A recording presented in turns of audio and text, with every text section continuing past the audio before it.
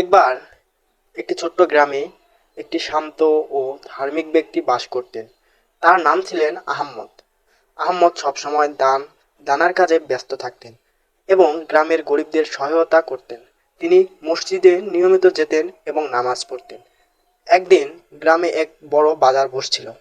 সেখানে এসে আহম্মদ দেখলেন অনেক মানুষ দরিদ্রতার কারণে কষ্ট পাচ্ছে।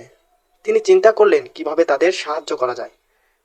সে সবসময় নিজের কিছু সঞ্চয় অর্থর সঙ্গে মৌসুমী ফলের একটি পরশা কিনে সেই ফল গরিবদের মধ্যে বিলিয়ে দিতে সিদ্ধান্ত নিলেন। বাজারে গিয়ে তিনি গরিবদের কাছে সেই ফলগুলো বিলিয়ে দিতে শুরু করলেন।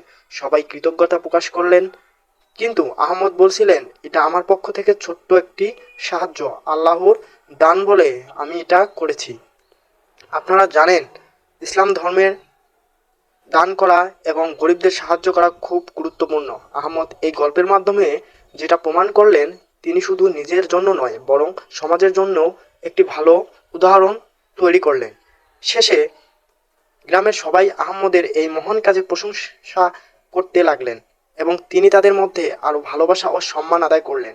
এভাবে আহমদ তার ঈমান এবং দানদাতাদের চরিত্রের মাধ্যমে সমাজে একটি সুন্দর পরিবর্তন আনার চেষ্টা করেছিলেন।